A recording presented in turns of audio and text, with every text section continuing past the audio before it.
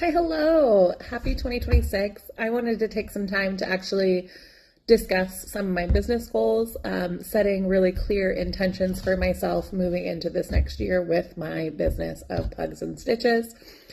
Um, I didn't set goals last year for my business, and I feel like that was kind of detrimental. So I really want to take the opportunity to do that.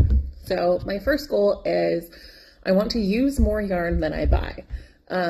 In this last year, I didn't track it, and I do kind of feel I used more than I bought, mainly because I didn't buy that much yarn last year, at least that I remember. Let me clarify that. So this year, I want to actually track it.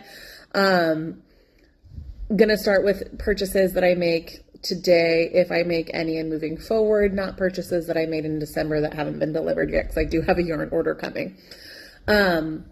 The second goal I have for myself is I really want to build my crochet community across all of the platforms that I use. And so I've set realistic goals for followers, subscribers. My my third goal, is I really want to be very intentional about my market prep. I do two markets a year, and I have one in the spring and one in the winter, and I always scramble with market prep, even though I know they're coming, and even though I know those are the two markets that I do.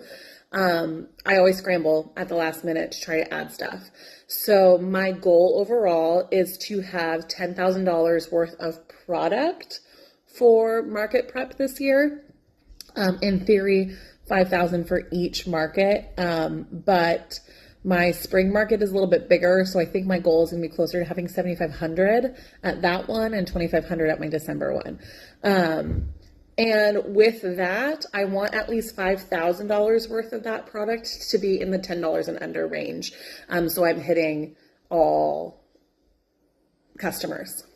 And then my last goal for my business is making a sales goal. I've never done a sales goal because I'm always like, whatever happens, happens.